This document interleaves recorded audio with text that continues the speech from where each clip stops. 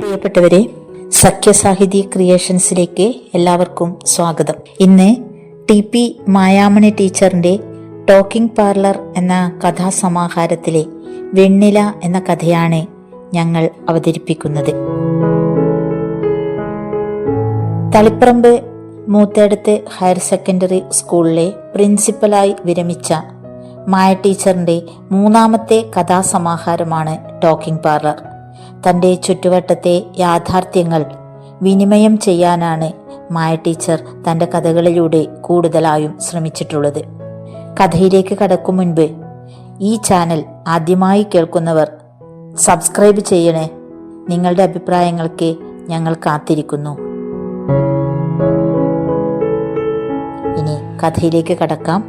വെണ്ണില. കറുപ്പിന്റെ 7 അഴകും നിറഞ്ഞവളായിരുന്നു അവൾ. പല്ലിന്റെ ഭംഗി കണ്ടാൽ ആരും നോക്കിപ്പോകും. അവളുടെ പേര് ഓർത്തെടുത്തപ്പോൾ മായമ്മയ്ക്ക് ഉള്ളിൽ അത്ഭുതം തോന്നി. പേരിലെ പൊരുളും ആളും തമ്മിൽ ചിലപ്പോൾ വൈരുദ്ധ്യം ഉണ്ടാവുമല്ലോ. ഓർമ്മകൾ ഇഴകീറി നോക്കിയാൽ അംബുജാക്ഷൻ സാറിന്റെ കോങ്കണ്ണെ പലപ്പോഴും മനസ്സിന്റെ മതിലകത്ത് വന്ന് എത്തിനോക്കി പോകും. വർഷങ്ങൾ കഴിഞ്ഞിട്ടും വെണ്ണിലക്കുട്ടി മനസ്സിന്റെ വാതിൽ തുറന്ന് പലപ്പോഴും അവിടേക്ക് എത്താതിരുന്നിട്ടില്ല. ചില സ്നേഹബന്ധങ്ങൾ അങ്ങനെയാണ്. അതിൽ ലിംഗഭേദമോ പ്രായമോ മായമ്മയ്ക്ക് അനുഭവപ്പെടാറില്ല. വല്ലാതെ ഒട്ടിപ്പിടിച്ചു കളയും, പശ പോലെ. ക്ലാസ് മുറിയിൽ അവൾ വരാത്ത ദിവസം വിഷമം തോന്നും. എന്തായിരിക്കും വരാതിരുന്നത്?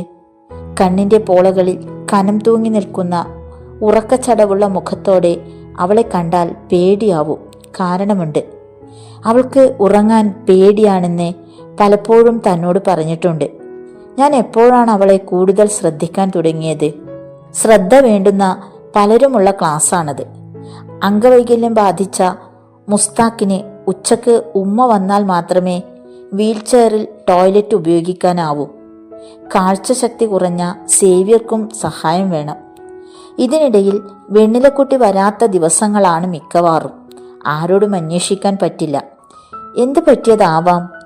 പുറമ്പോക്കിലെ ഷീറ്റിനടിയിൽ എന്ത് സുരക്ഷിതത്വമാണ് അവൾക്ക്?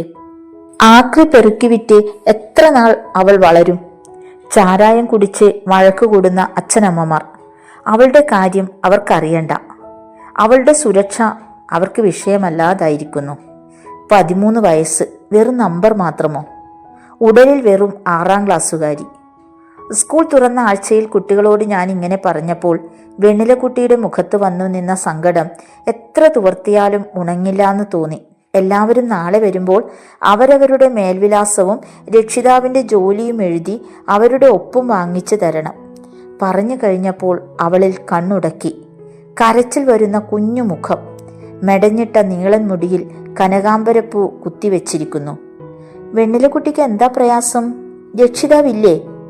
മനസ്സിൽ സംശയവുമായി ക്ലാസ്സിൽ നിന്നിറങ്ങി. പിറ്റേ ദിവസം എല്ലാവരും തന്ന കടലാസുകൾ ഓരോന്നായി നോക്കി രജിസ്റ്ററിൽ പകർത്തി. ഒഴിഞ്ഞ കോളത്തിന്റെ നേരെ വിരൽ വെച്ച് പേര് നോക്കി. വെണ്ണില. അവൾ വന്നില്ല. സീറ്റിലേക്ക് നോക്കി. അവിടം ഒഴിഞ്ഞു കിടക്കുന്നു. ക്ലാസ്സിൽ ഇന്ന് ലീവായവർ ആരൊക്കെയാ? ലീഡർ ലിസ്റ്റ് തന്ന കൂട്ടത്തിൽ വെണ്ണിലയുമുണ്ട്. പിറ്റേ ദിവസവും അതിൻ്റെ പിറ്റേ ദിവസവും മറ്റ് ദിവസങ്ങളും കൂട്ടിയപ്പോൾ വെണ്ണില വരാഞ്ഞിട്ട് 14 പ്രവൃത്തി ദിവസങ്ങൾ പൂർത്തിയായി. ഇനി പേര് റിമൂവ് ചെയ്യേണ്ടി വരും. ക്ലാസ്സിൽ അവളുടെ കൂടെ വരുന്ന ആരുമില്ല. ഒരു ദിവസം അപ്രതീക്ഷിതമായി ടീച്ചറെ, ഞാൻ ഓളെ കണ്ട്. ഷിബു അത് പറഞ്ഞപ്പോൾ സന്തോഷം തോന്നി. എവിടെയാ കുട്ടീൻ്റെ വീട്? ടീച്ചറെ, ഞാൻ സൈക്കിൾ എടുത്ത് ചുറ്റാൻ പോകുമ്പോൾ ഓള് റോഡിന്റെ അപ്പുറത്തെ പ്ലാസ്റ്റിക് ഷീറ്റിന്റെ വീട്ടിൽ കണ്ടു. എന്നെ കണ്ടതും ഓൾ ഒളിച്ചു. ഷിബുവിന്റെ വാക്ക് കേട്ട് ക്ലാസ്സിൽ കൂട്ടച്ചിരി. എനിക്കറിയാം ഓളെന്താ വരാത്തതെന്ന് അവൻ പറഞ്ഞപ്പോൾ പുറകു ബെഞ്ചിൽ ഡെസ്കിലടിച്ച് പാട്ട് തുടങ്ങി. വെണ്ണില അത് കേട്ടാൽ കരയുമായിരുന്നു. കാലിക്കുപ്പിയുണ്ടോ?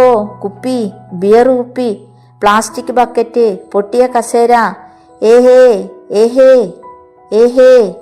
വായ്ത്താരി പ്രത്യേക താളത്തിൽ ചൊല്ലുന്നതോടെ വെണ്ണിലയുടെ മുഖം ഒന്നുകൂടി കറക്കും, തുടുക്കും, കണ്ണു നിറയും.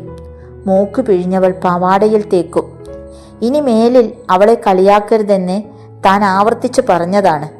ഷിബുവിനെ രൂക്ഷമായി നോക്കിയിട്ട് പുറകു ബെഞ്ചേഴ്സിനെ വഴക്കു പറഞ്ഞു. പാവം കുട്ടി. ചാരായം മോന്തി വരുന്ന അമ്മ അവളുടെ ബോധം മറഞ്ഞാൽ ഒരു വിധത്തിൽ അവൾ തന്നെ താങ്ങിപ്പിടിച്ച് പ്ലാസ്റ്റിക് ഷീറ്റിനടിയിൽ എത്തിക്കണം. ഇനി ഞാൻ സ്കൂളിൽ പോകുന്നില്ല, എല്ലാവരും എന്നെ കളിയാക്കുന്നു, എനിക്ക് വയ്യ ആക്രി പെറുക്കാൻ. അവളുടെ കരച്ചിൽ ആർക്കും കേൾക്കണ്ട.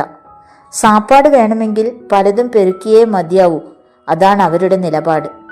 കർപ്പകത്തിനെ ഞാൻ ഒരിക്കലും കണ്ടിട്ടില്ല. അവളുടെ അമ്മയല്ല അതെന്നറിയാം. അമ്മ നേരത്തെ അടിച്ച് ഫിറ്റായി ചത്തുപോച്ച് എന്ന് ആരോ പറഞ്ഞറിഞ്ഞപ്പോൾ വെണ്ണിലയുടെ ദുഃഖം എത്രമാത്രം വലുതെന്ന് ചിന്തിച്ചു. പക്ഷേ കർപ്പകത്തിന്റെ കഥ ആർക്കും അറിയില്ല. സേലത്തുനിന്ന് കുടിയേറിയവളാണ് എന്ന് മാത്രമേ അറിയൂ.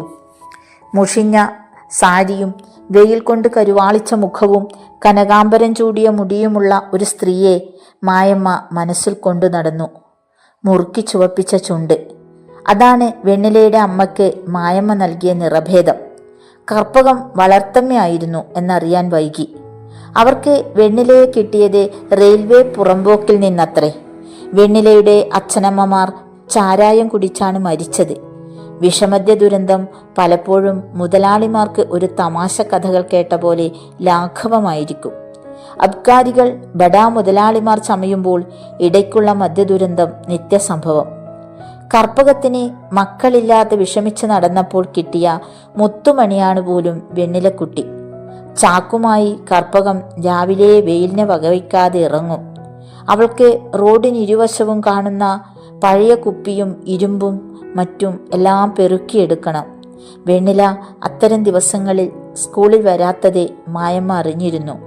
പക്ഷേ ഇപ്പോൾ എത്ര ദിവസമായി അവൾ വരാതായിട്ട്?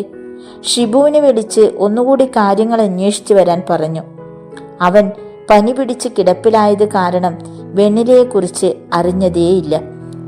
അവൾക്ക് റീ അഡ്മിഷൻ കൊടുക്കാം, മറ്റു വഴിയില്ല. കുറച്ച് ദിവസം കൂടി കാക്കാം. മറ്റ് ചിന്തകൾ മായമ്മയ്ക്ക് വന്നപ്പോൾ വെണ്ണിലയെ തൽക്കാലം ഒരു നൊമ്പരമായി മാറ്റിവെച്ചു. തീരെ പ്രതീക്ഷിക്കാത്ത വേദനിപ്പിക്കുന്ന വാർത്തകൾ രാവിലത്തെ പത്രം തരുന്ന ദിവസം മുഴുവൻ ചിന്തകളും വേദനകളും സമന്വയം പ്രാപിക്കും. അന്നത്തെ ദിവസം പൊതു ഒഴിവായിരുന്നു. രാവിലെ തന്നെ പത്രമെടുത്ത് ചായയോടൊപ്പം മറിച്ചു നോക്കി. പരസ്യങ്ങൾക്കിടയിൽ കണ്ട വാർത്ത ഞെട്ടിച്ചു. 13 വയസ്സുകാരി കുഞ്ഞിനെ കിണറ്റിലെറിഞ്ഞു. വളർത്തമ്മക്ക് കുഞ്ഞ് പിറന്നതിൽ പിന്നെ ജോലിഭാരവും ആക്രി പെറുക്കലും പൊരുത്തപ്പെടാനാവാത്ത മനസ്സിന്റെ ക്രൗര്യവും ഓർക്കാൻ വയ്യ. അവൾ ഇപ്പോൾ എവിടെയായിരിക്കും? കറുത്ത മുഖത്തെ വെളുത്ത ചിരി മാഞ്ഞവൾ വെണ്ണില.